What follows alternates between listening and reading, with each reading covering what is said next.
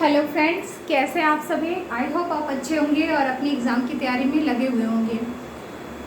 अभी मैंने आपको संस्कृत पेडागोजी पढ़ाई और संस्कृत पेडागोजी के 2 लेक्चर्स आपको प्रोवाइड किए। उसी में सारे ही पेडागोजी के जो कॉन्सेप्ट हैं उनका पूरा ही निचोड़ है, ठीक है। वो 2 पेडागोजी के आपके जो वीडियो हैं वही सफिशिएंट है आपके 15 नंबर दिलाने के लिए, ठीक है।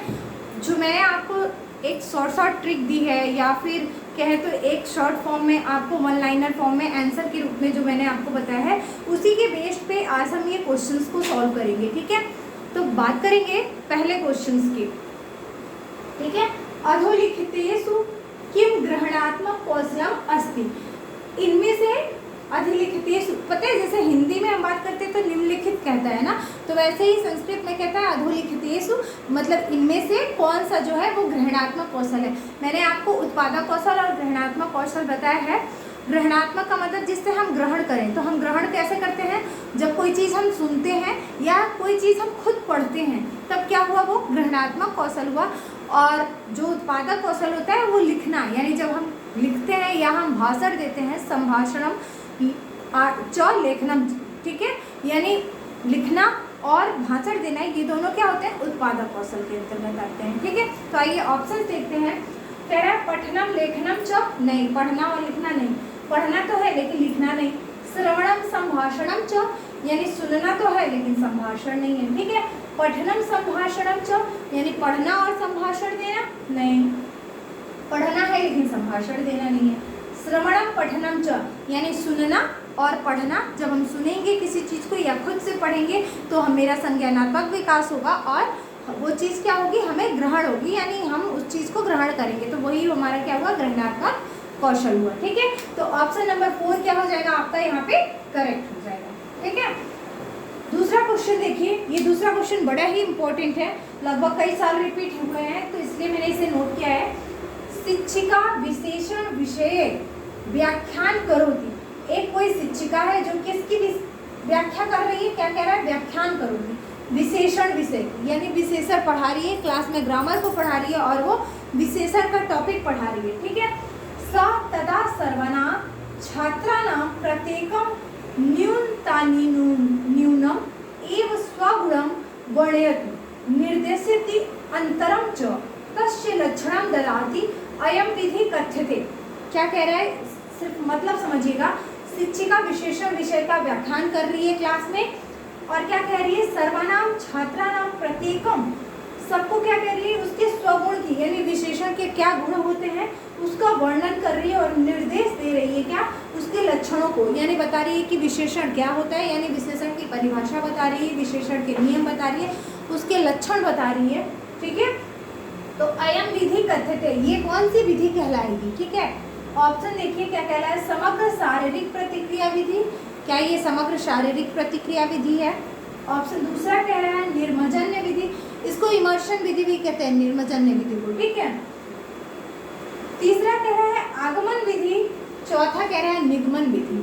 तो देखिए आगमन में क्या होता है, पहले समग्र सुन लीजिए। समग्र शारीरिक प्रतिक्रिया विधि में मतलब आप अपने हाव भाव से आंसर दें, ठीक है, एक्शन करके आप उसको एक्सप्लेन करें। तो ये किसमें होता है, समग्र शारीरिक प्रतिक्रिया किसमें देते हैं हम, जब किसी नाटक का या मंचन किया जाए, ठीक है, या किसी नाटक के पात्र को, तो वो उसमें समग्र शारीरिक प्रतिक्रिया विधि का प्रयोग करते हैं। लेकिन यहाँ देखिए आगमन निर्मजन्य विधि को हम इमर्शन विधि भी कहते हैं, मैंने बताया। आगमन विधि और निगमन विधि सुन लीजिए। आगमन और से आप रिलेट कीजिएगा, और से मतलब उदाहरण, यानी जिसमें पहले उदाहरण दिया जाए उसके बाद नियम बताया जाए, यानी पहले कोई बच्चे को उसका कोई चीज़ दिखा दिया जाए उसके बाद नियम को बताया जाए, तो वो क्या होता है, आगमन विधि होती है।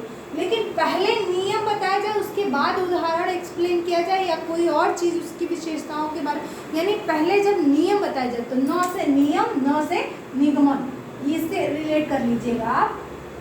यानी जब पहले न यानी नियम, निगमन की बात क्या कह रहा है, नियम से, यानी यदि हम नियम की बात करें, अगर पहले नियम को बता रही है टीचर, उसके बाद उदाहरण दे रही है और उसके बाद प्रश्न को सॉल्व करा रही है, तो वो होता है आपका निगमन। और यदि पहले उदाहरण दिया जा रहा है उसके बाद उसके नियम को बताया जा रहा है तो वो होता है आगमन। उस उदाहरण और से आगमन, ठीक, ऐसे रिलेट कर लीजिए, नी से नियम और नी से निगमन। यानी इस क्वेश्चन में क्या करिए, पहले नियम ही बता रही है ना, व्याख्यान करोति और स्वगुणम वर्णयति, यानी विशेषण के गुण का वर्णन कर रही है और उसके लक्षण को बता रही है। तो इसमें कौन सी विधि होगी, निगमन विधि। यानी टीचर ने क्या किया, पहले नियम बताई, उसके बाद कि भाई विशेषण जो होता है वो विशेषता को बताता है, तो यहाँ पे कौन सी विधि का प्रयोग हो गया, निगमन विधि। यहाँ ऑप्शन नंबर आपका दूसरा राइट हो जाएगा। ठीक है, संस्कृत इतनी कोई टफ नहीं है, आप बस उसको पढ़िए, धीरे धीरे शब्दों को तोड़ तोड़ के पढ़िए। अगर आपको वैसे नहीं समझ में आता तो छोटे छोटे फॉर्म में तोड़ के पढ़िए, उसके बाद उस क्वेश्चन से रिलेट करिए। ठीक है, ऑप्शन क्वेश्चन नंबर तीसरा देखिएगा, भाषाया पाठचर्या साहित्य से समावेश स्यात् यत्, भाषा में की पाठचर्या में, यानी भाषा मतलब आप संस्कृत भाषा पढ़ रहे हैं, ठीक है, तो संस्कृत की पाठचर्या में साहित्य के समावेश से क्या लाभ होता है। ठीक है, स्यात् यत्, यानी जब साहित्य का समावेश होता है तो उससे क्या फायदा होता है, ये क्या लाभ होता है।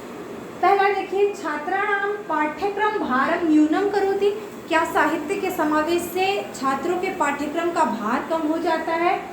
दूसरा देखिएगा, नवीन शब्दानाम ज्ञाने छात्राणाम सहायम करोति, क्या नवीन ज्ञान बच्चों का बढ़ता है, नवीन शब्दों का ज्ञान होता है, छात्रों को सहायता करता है, साहित्य से बच्चों को नए शब्द का ज्ञान होता है।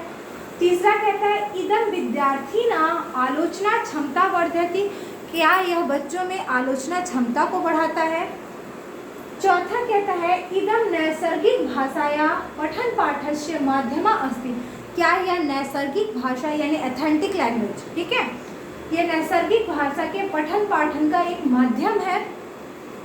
ठीक, तो देखिए, ना तो ये पाठ्यक्रम के भार को कम करता है साहित्य का समावेश, ना ही ये बच्चों को नए ज्ञान यानी नए शब्द का ज्ञान नहीं देता है। ठीक है, शब्द का ज्ञान देता है, लेकिन सबसे उचित इसमें पूछ रहा है समावेश शक्ति, तो इसमें ऑप्शन नंबर 4 आपका राइट हो जाएगा। यहाँ नवीन शब्द का ज्ञान, साहित्य से नए शब्द का ज्ञान नहीं होता। हम कोई पाठ, साहित्य का मतलब क्या हुआ कि किसी चीज़ का साहित्य का मतलब उसका कहाँ से उद्भव हुआ, कहाँ से विकास हुआ, इन सब का ज्ञान। ठीक, किसने कौन सी रचनाएं लिखी, तो उससे बच्चे को नवीन शब्द का ज्ञान नहीं होता है। ये क्या है, एक माध्यम है बच्चों को ये नैसर्गिक भाषा यानी ऑथेंटिक लैंग्वेज सिखाने का।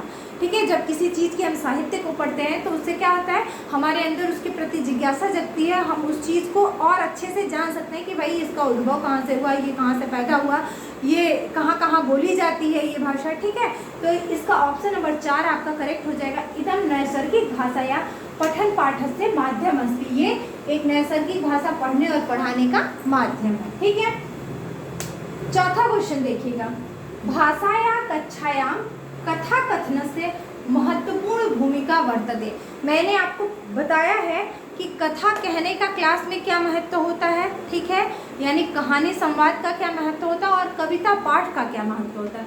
देखिए, कविता पाठ का महत्व होता है कि बच्चे को आनंद की अनुभूति हो, उसे अनुप्रास, उसके रस ताल का ज्ञान हो। अनुप्रास का मतलब ये नहीं कि बच्चे को उस अलंकार का और छंद का, नहीं भाई, बच्चा छोटा, आप उसको रस छंद अलंकार नहीं पढ़ा रहे हैं, उसको क्या ज्ञान हो, यानी कहने का मतलब राइम, जैसे मछली जल की रानी है, जीवन उसका पानी है, रानी और पानी मैच कर रहा है ना, वो उसका राइमिंग वर्ड हुआ, तो वो चीज़ का उसको ज्ञान है। ठीक है, बच्चे को उसके रस की अनुभूति हो, उसको आनंद की अनुभूति हो उस पोएम को पढ़ने में। आप देखते होंगे बच्चे पोएम जल्दी याद कर लेते हैं, तो कविता पढ़ाने का क्लास में ये उद्देश्य होना चाहिए। ठीक है, बच्चे को आनंद की अनुभूति हो, बच्चे को राइमिंग का ज्ञान हो, और कथा कहने का ये होना चाहिए कि बच्चे को उसके समग्र रूप का, यानी जो कहानी के पात्र हैं, जो उसके नैतिक क्वालिटी यानी जो कहानी का मोरल है, वो चीज़ें उसको समझ में आनी चाहिए। ठीक है, तो ये आप कहानी और कथा में, ये कथा संवाद और कविता पाठ में आप ये अंतर करके चलिएगा। ठीक है, तो यहाँ पे पूछ रहा है कथा कहने का क्या महत्वपूर्ण है, क्या भूमिका है।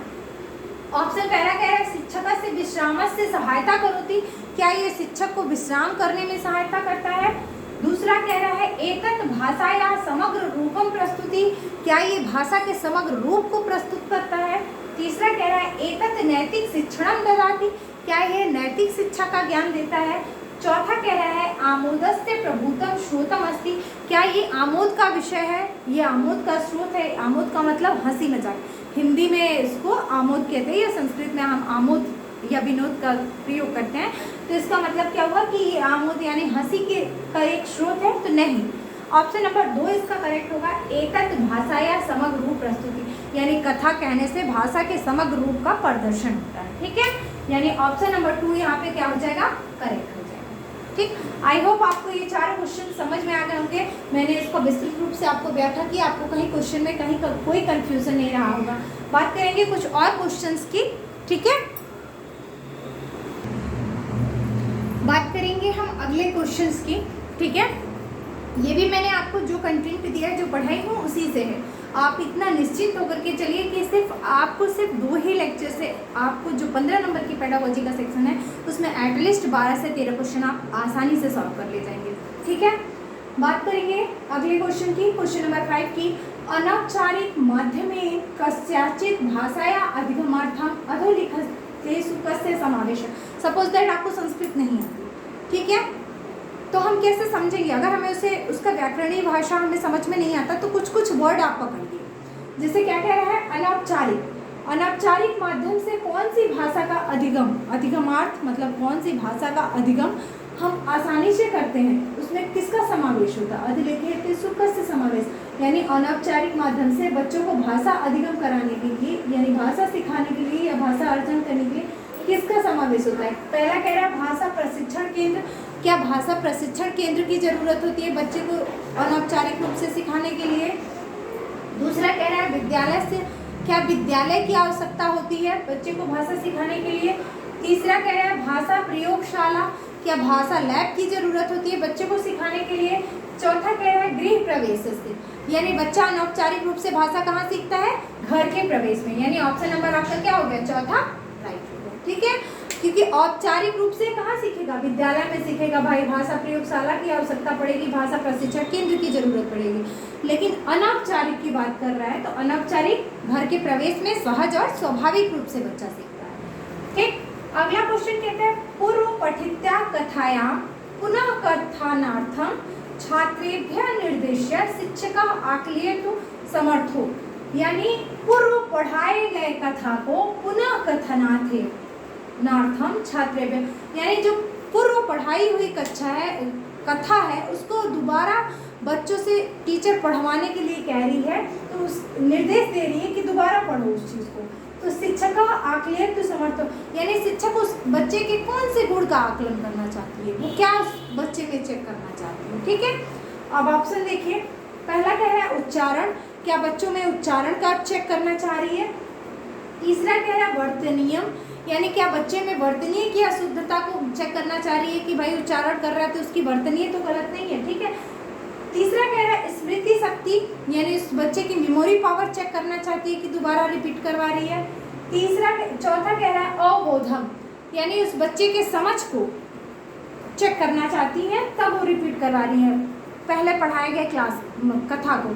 तो देखिए, अगर उच्चारण की बात करें या वर्तनी संबंधी अशुद्धता की बात करें, ठीक है, तो कभी भी वर्तनी या उच्चारण की शुद्धता को चेक करने के लिए भाषा प्रयोगशाला होती है। ठीक है, भाषा प्रशिक्षण केंद्र होता है, वहाँ पे वर्तनी संबंधी अशुद्धि बच्चों को मतलब वहाँ सुधारी जाती है, वहाँ बच्चे को सिखाया जाता है कि आपका उच्चारण ऐसे नहीं ऐसे है। ठीक है, लेकिन अगर बात करता है कि दोबारा पढ़ाया जा रहा है बच्चे को या कोई टॉपिक पढ़ने के लिए टीचर फोर्स कर रही है, तो अर्थावबोधम, आप ये क्वेश्चन रट के चलिएगा कि बच्चे को उस सब्जेक्ट का या उस चैप्टर के अर्थ का ज्ञान हो, यानी उस चैप्टर में क्या कहा जा रहा है उस टॉपिक का उसको ज्ञान हो, इसलिए वो दोबारा टीचर निर्देश दे रही है कि फिर से तुम इसको पढ़ो और उसके अर्थ को क्या करो, ग्रहण करो। तो ऑप्शन नंबर 4 आपका राइट हो जाएगा, अवबोधम, यानी उस बच्चे को उसका अवबोध कराना चाह रही है। ठीक है, नेक्स्ट क्वेश्चन देखिएगा, लेखन विषय का व्यतिक्रम कथ्यते, यानी लेखन विषय में जो कमी हो,